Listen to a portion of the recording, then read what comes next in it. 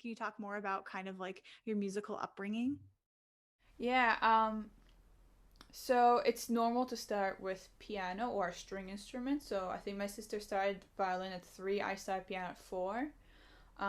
The first year, you just feel the instrument. You don't actually learn how to play. You just go and bang around and like you're learning to have this relationship with an instrument, which is you don't have that here. Like at least I don't know about the piano. Definitely not with my trumpet. I never had like feel the instrument.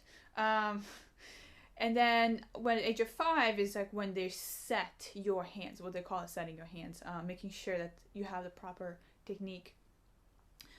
So my mom has a background in piano, so she studied piano. So she was on me every single day, practicing. And at some point, like, I think a elementary school or something into that, she practiced with me every single day for 2 hours.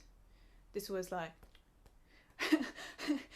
now I'm like, oh, I'm glad that I had this like little bit of discipline. But back then it was quite traumatic, like because if trying to put a kid 2 hours every day, we don't have attention span for that. Um, and then the idea of having recitals very often, like often performing, again, that's not a thing. At least not in the brass world. We don't throw students into like performing experiences. What my mom did, which is my personal teacher did not have studio recitals, but my sister's studio did.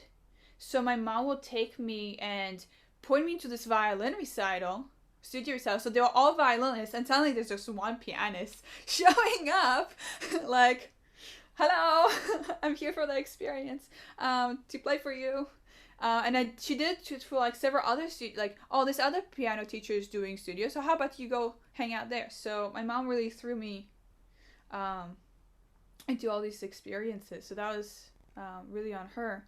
And then the reason I ended up switching is I ended up injuring myself. Like, so I came here and I studied with a new teacher, and I have world's smallest hands, and so a lot of whatever I was doing was not great for my hands.